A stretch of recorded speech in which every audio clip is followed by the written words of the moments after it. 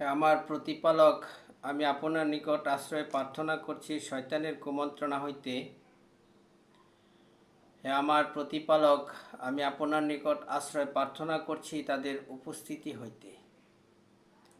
সালামুন আলাইকুম। কোরআন থেকে জানতে চাই, আমি মহিউদ্দিন। আমি এখন আলোচনা করব আমরা এই সমাজে কি কোরআন মেনে চলতে পেরেছি না পারব। এই বিষয়ে আলোচনার পূর্বে আমি ভূমিকায় কিছু আয়াত আপনাদের সামনে তুলে ধরতে চাই। সেই আয়াতগুলি হচ্ছে সূরা সাজদার 13 নম্বর আয়াত। আল্লাহ রাব্বুল আলামিন বলছেন, আমি চাইলে সকলকে হেদায়েত দিয়ে দিতাম, তবে আমার কথা সত্য স্বীকৃতি হইয়াছে, প্রতিষ্ঠিত হয়ে আছে যে জিন এবং মানুষ সবাইকে দিয়ে আমি জাহান্নাম পরিপূর্ণ করব। সূরা ইউনূসের 99-100 নম্বর আয়াতে আল্লাহ রাব্বুল আলামিন তার রসুলকে উদ্দেশ্য করে বলছেন, আমি চাইলে সকলকে হেদায়েত দিয়ে দিতাম, তাহলে আপনি কি তাদের উপর জোর জবরদস্তি করবেন? আমার ইচ্ছা ছাড়া কেউ ঈমানও আনতে পারবে না। এই কথাটা যারা বুঝে না তাদের দিলের মধ্যে মোহর মেরে দেয়। সূরা নিসার ৭৯ নম্বর আয়াতে আল্লাহ রাব্বুল আলামিন তার রসুলকে উদ্দেশ্য করে বলছেন যে আপনার প্রতি যত কল্যাণ হয় তা আমার ইচ্ছায় হয়, আর যত অকল্যাণ হয় সেটা আপনার কারণেই আসে।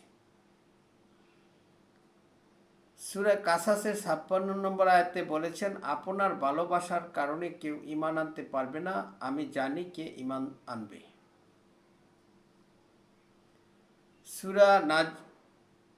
সূরা নাজমের ৩২ নম্বর আয়াতে বলেছেন,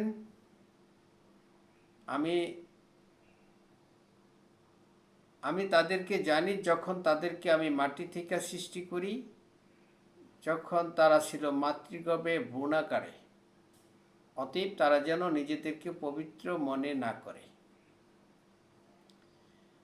এরকম আয়াত কোরআনে আল্লাহ রাব্বুল আলামিন উল্লেখ করেছেন। তার ইচ্ছা ছাড়া কেউ ঈমান আনতে পারবে না। সূরা বাকারা ৯ নম্বর আয়াতে বলেছেন, তাদের দিলে তাদের মনে আছে রোগ, সেই রোগ আমি আরো বাড়িয়ে দিয়েছি। সূরা ইয়াসিনের ৬ নম্বর আয়াত আপনারা পড়ে দেখবেন, সেখানে বলেছেন, আপনাকে আমি এমন এক সম্প্রদায়ের নিকট, জাতির নিকট পাঠিয়েছি যাদের বাপদাদা পূর্বপুরুষরা ছিল বেখবর, ফলে তাদের চিবুক পর্যন্ত আমি বেরি পরিয়ে দিয়েছি, আর তাদের সামনে ফলে তারা ঊর্ধ্বমুখী হয়ে আছে, আর তাদের সামনে এবং পিছনে প্রাচীর দাঁড় করে দিয়েছি, ফলে তারা কিছুই দেখতে পায় না। এই যে কথাগুলি আল্লাহ রাব্বুল আলামিন বলেছেন, এগুলি হচ্ছে তার একত্ববাদ, তার সাথে, অর্থাৎ তিনি কারো মোকাপেক্ষী নন। এই আয়াতগুলি পরিষ্কার হয়ে যায় যে আল্লাহ রাব্বুল আলামিন বলেছেন সূরা ইখলাসের ২ নম্বর আয়াতে যে আল্লাহ কারো মোকাপেক্ষী নন, সকলেই তার মোকাপেক্ষী। অতএব কারো কোনো কিছুই করার ক্ষমতা নাই। এই বিষয়াদিগুলি আপনারাও জানেন, এই কোরআনে উল্লেখ করা হয়েছে। নূহ নবী তার সন্তান এবং তার স্ত্রীকে হেদায়েত করতে পারে নাই, লূত নবী তার স্ত্রীকে পারে নাই, ইব্রাহিম নবী তার পিতাকে পারে নাই, ফেরাউন পারে নাই তার স্ত্রীকে ঈমান আনা থেকে বিরত রাখতে। তো আমি যে বিষয়টা নিয়ে আলোচনায় আপনাদের সামনে হাজির হয়েছি সেটি হচ্ছে যে এই কোরআন আল্লাহর প্রদত্ত বিধান, এই বিধান আমরা কি মেনে চলতে পারছি না পারবো। এই প্রশ্নটা আমি শুরুতেই আপনাদের কাছে রেখেছি। এর কারণগুলি আমি আপনাদের সামনে উল্লেখ করার চেষ্টা করব। কেন পারবো না, আর পারবেন যদি আল্লাহ চান, তাহলে। আল্লাহর ইচ্ছা ছাড়া কেউ পারবে না তার নিজের জন্য কল্যাণ কাজ করতে, এবং অকল্যাণ কাজই সে করার ক্ষমতা রাখে, এবং তাকে সেভাবেই সৃষ্টি করা হয়েছে জাহান্নামের জন্য সকলকেই। তার দয়া ছাড়া কেউ জান্নাতে যেতে পারবে না। এই প্রশ্নটা আমি এই জন্যই করেছি যে দেখুন, সূরা নিসার 119 নম্বর আয়াতে আল্লাহ রাব্বুল আলামিন কি বলেছেন, একটু আপনারা সেটা পড়ে দেখবেন। সেখানে তিনি বলেছেন, আমি অবশ্যই তাদেরকে দিয়ে মন্দ কাজ করাবো। তারা পশুর কান ছেদন করবে, তার সৃষ্টির বিকৃতি করবে।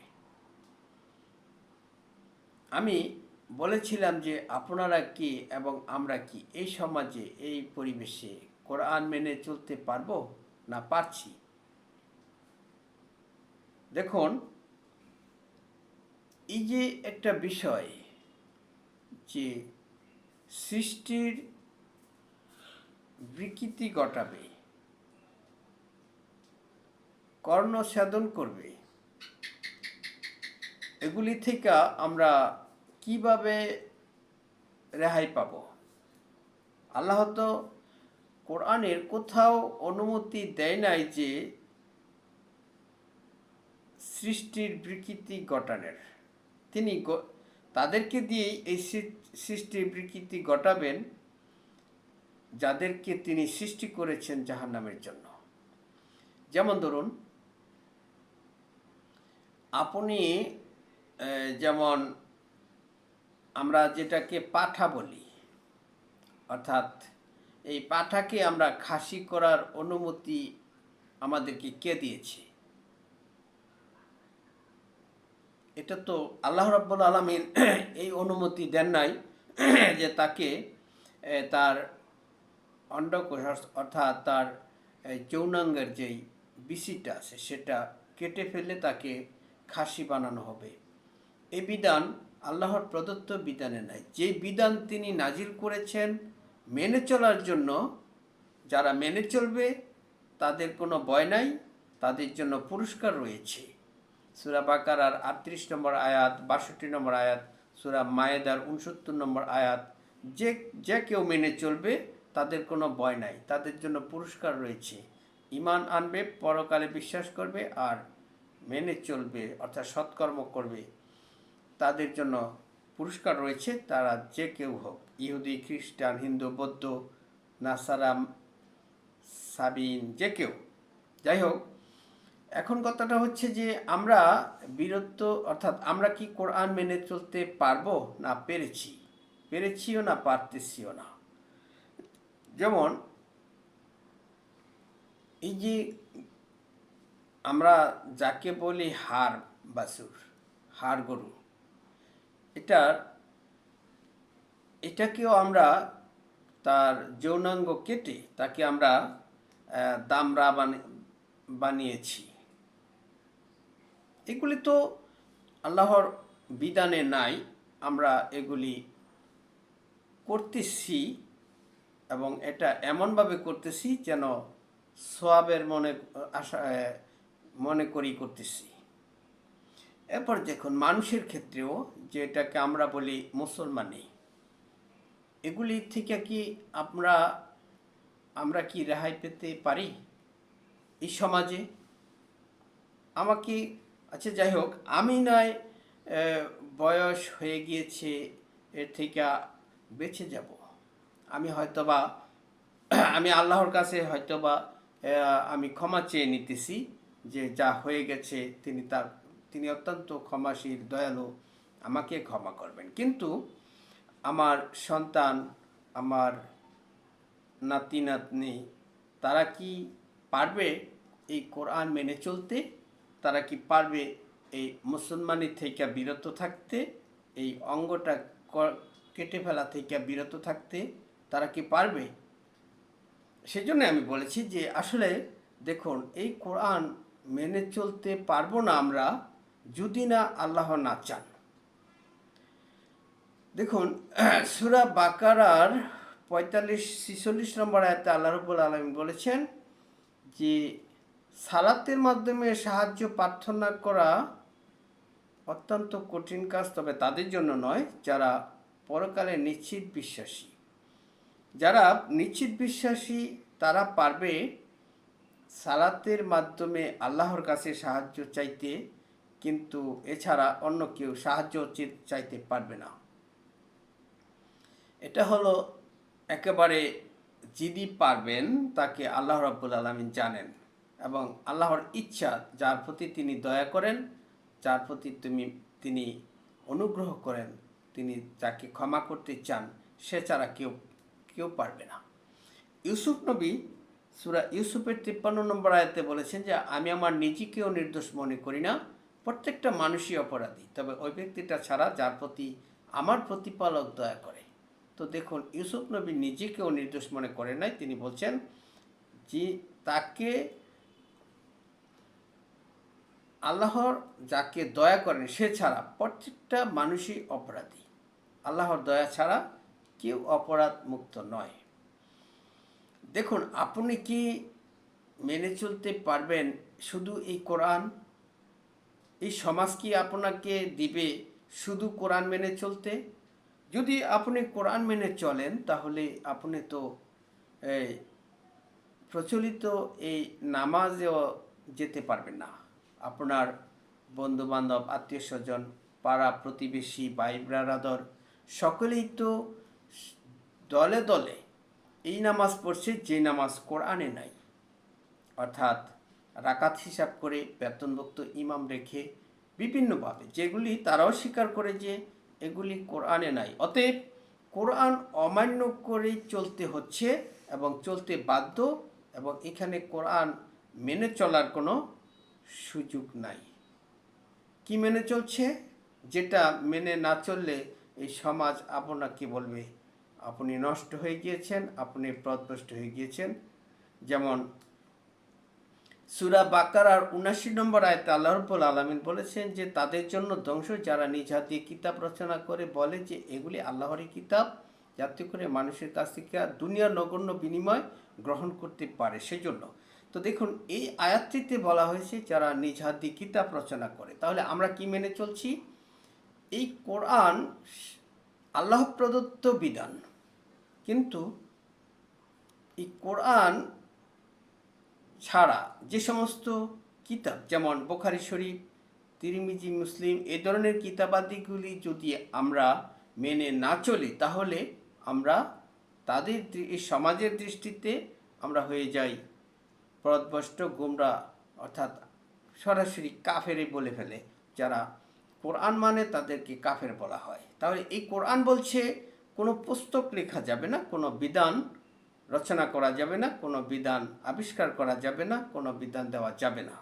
সূরা মায়দার ৪৪, ৪৫, ৪৭ নম্বর আয়াতে আল্লাহ রাব্বুল আলামিন এই কথাটা বলেছেন যে যারা বিধান রচনা করে, যারা বিধান দেয় আল্লাহর প্রদত্ত বিধান ছাড়া, আর আল্লাহর প্রদত্ত বিধান দিয়ে যারা বিধান দেয় না, এই বিধান ছাড়া যারা বিধান আবিষ্কার করে তারা কাফের, তারা জালেম, তারা ফাসিক।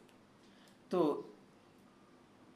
আপনি কি পারবেন এই কোরআন মেনে চলতে? যদি আপনি কোরআন মেনে চলেন তাহলে তো আপনাকে কোরআন ছাড়া অন্য কোনো কিতাবাদি, কোনো বই পুস্তক, কোনো বিধান, কোনো নিয়ম পদ্ধতি কোনোটাই মানার কোনো সুযোগ নাই।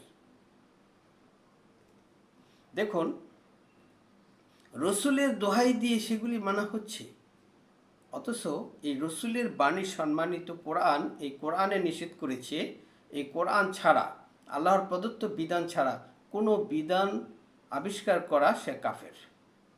কিন্তু তারা রাসূলের দোহাই দিয়ে সেই বিধানগুলি আবিষ্কার করছে আর বলছে। দেখুন, এই আল্লাহ প্রদত্ত বিধান, এই কোরআনে আল্লাহ রাব্বুল আলামিন বলছেন সে যদি নিজে থেকে কোনো কথা রচনা করে আমার নামে চালিয়ে দিত, আমি তার ডান হাতটা চেপে ধরে কেটে ফেলতাম তার দবনিকা শিরা, হৃৎপিণ্ডের শিরা, এমন কেউ নেই যে তাকে রক্ষা করতে পারে।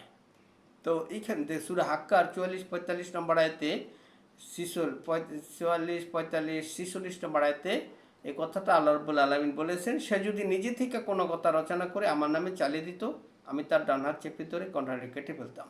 তাহলে এই কোরআন সম্মানিত রাসূলের বাণী। সূরা হাক্কার 40 নম্বর আয়াত, সূরা নাজমের 3-4 নম্বর আয়াতে আল্লাহ রাব্বুল আলামিন বলেছেন, আমার রসুল নিজে থেকে কোনো কথা বলেন নাই, যা তার প্রতি যা ওহী করা হয়েছে সে শুধু তাই বলেছে।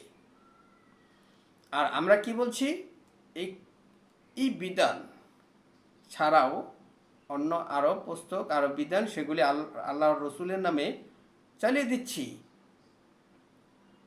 দেখুন, রসুল যা করেছে সেটি তিনি এই কোরআন মেনেই করেছেন। সূরা আহকাফের 9 নম্বর আয়াতে তিনি বলেছেন, আমার প্রতি ওহী করা হয়, আমি শুধু ওহীর অনুসরণ করি, অর্থাৎ ওহী মেনে চলি। আর আমি তোমাদেরকে সতর্ক করছি শুধুমাত্র এই ওহীর দ্বারাই। সূরা আম্বিয়ার 45 নম্বর আয়াত। তো সূরা আহকাফের 9 নম্বর আয়াতে বলেছে, আমি অনুসরণ করি এই ওহী, এই কোরআন মেনে চলি, আর এই কোরআন দিয়ে আমি তোমাদেরকে সতর্ক করি। সূরা আম্বিয়ার 45 নম্বর আয়াত। আমি তোমাদেরকে এই কথাগুলি বলতাম না, পড়ে শোনাতাম না, যদি আল্লাহ না চাইতেন, তিনিও শোনাতেন না। এর পূর্বে আমি তো তোমাদের মধ্যে একটা দীর্ঘ সময় অতিবাহিত করেছি, তাও কি তোমরা বুঝো না? সূরা ইউনূসের 16 নম্বর আয়াত। তো তিনি এই কথাগুলিও বলতেন না যদি আল্লাহ তাকে না বলতে বলতেন। তাহলে এখন দেখুন, আমরা এই কোরআন মেনে যদি চলি তাহলে আমরা আমাদের পরিচয় ভিন্ন হয়ে যায়। যদি মেনে চলি, এই সমাজের কাছে আমাদের পরিচয়টা ভিন্ন হয়ে যায়। আর যদি এই কোরআন অমান্য করে চলি, রাসূলের দোহাই দিয়ে, বিভিন্ন ব্যক্তির দোহাই দিয়ে যদি অমান্য করে চলি, সমাজের সাথে তাল মিলে যদি চলি, তাহলে আমরা পাক্কা ইমানদার সেজে বসে থাকতে পারি, আর মিথ্যা আশা আকাঙ্ক্ষা নিয়ে বিভোর হয়ে থাকতে পারবো। সে কথাটা আল্লাহ রাব্বুল আলামিন বলেছেন যে তারা যে বুঝে না যে আমার ইচ্ছা ছাড়া কিছুই হয় না, তাদের দিলের মধ্যে মোহর মেরে দেওয়া হয়। তাদের মনে আছে রোগ, সেই রোগ আমি আরও বাড়িয়ে দিই। তারা